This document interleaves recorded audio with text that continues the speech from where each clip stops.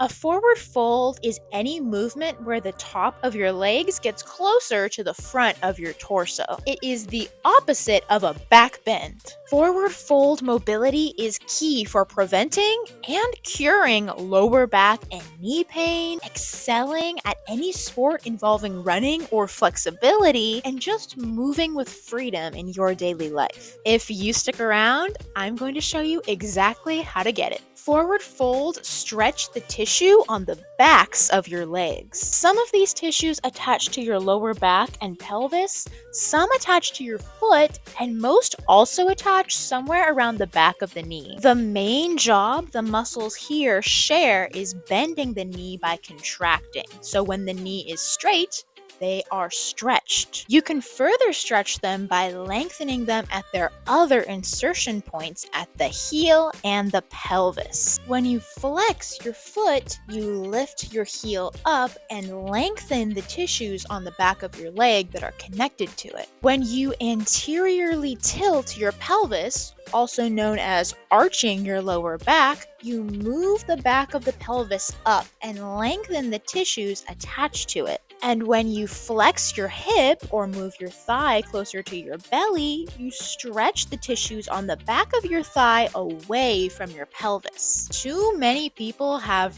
bad forward fold mobility, and you can probably guess how we got this way. It's the same culprit that causes most physical fitness deficiencies: sitting too much, a sedentary lifestyle, and not moving around with as much variety and consistency as we did when we were kids. When you sit, your legs are bent and your lower back is rounded in a posterior pelvic tilt. So the tissues on the backs of your legs are shortened and relaxed. Over time, you lose range of motion there, causing you to walk, run, and move around with your legs always just slightly bent. Your knee is most stable when it's locked into the straight position, and when it's bent even slightly, now your quad has to be active to keep it from bending all the way forward. This places a ton of stress on the front of your knee, particularly your kneecap, which decreases the natural curve in your spine that helps you absorb shock from walking, running, and jumping. Tight calves pull you up on your toes, reducing your foot's ability to produce force and absorb shock. It makes walking, running, and squatting less efficient and painful, and can also make injuries like the dreaded Achilles tendon tear much more likely. Improving your forward fold mobility doesn't just have the potential to prevent and cure chronic pain and injuries, it can also improve your athletic performance and help you achieve some amazing skills. As mentioned previously, hamstring and calf mobility is essential for walking, running, and jumping, as well as disciplines like martial arts, dancing, and gymnastics. It is also a must for any aspiring calisthenics athlete. You'll need it for any skills requiring compression, such as V-sits, handstand presses, and Manna. In the next sections of this video, I'm going to be suggesting some specific exercises that will help you improve your forward fold mobility, but I'm not going to be going over the technique for each one in detail. So if you're interested in that, please check out the playlist linked above and in the description. And as I always say, you don't have to and shouldn't try to shove every exercise I mention in this video into your workout routine. I encourage you to try them, pick a few of your favorites, and try to do them every day or at least a few times a week to see results. The specific tissues that tend to tighten up and cause problems like pain and limited mobility can be divided into three main groups by location: the calf, the back of the thigh, and the hip.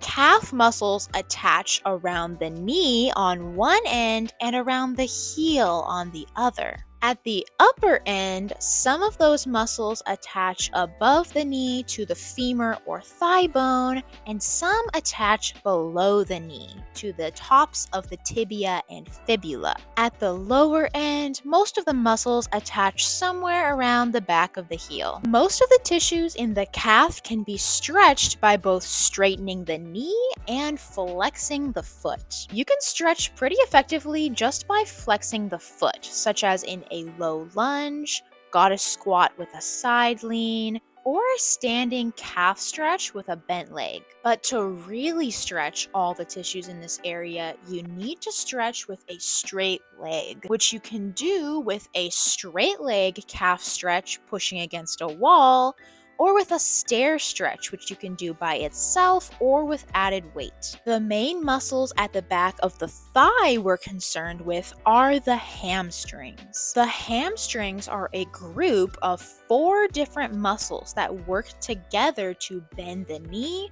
extend the hip, and posteriorly tilt the pelvis. So logically, when you straighten the knees, flex the hips, and anteriorly tilt the pelvis, you lengthen and stretch your hamstrings. But if you're not careful when you're stretching, your body may compensate by allowing the knees to bend and the pelvis to tuck under, which shortens the hamstrings and transfers more of the stretch to spinal flexion. You can fix this common problem by just putting a little effort into keeping your knees straight and keeping your pelvis neutral, or at least keeping your lower back from rounding too much. My go-to hamstring stretches are standing assisted single leg stretch and supine single leg stretch. The last muscles that don't want you to forward fold are located in your hip. Specifically, a group of muscles called the deep 6 rotators and your gluteal muscles. These muscles attach on one end to the back of the pelvis and tailbone, and on the other end to the top of the femur. When they contract, they rotate your thigh outward and extend your hip.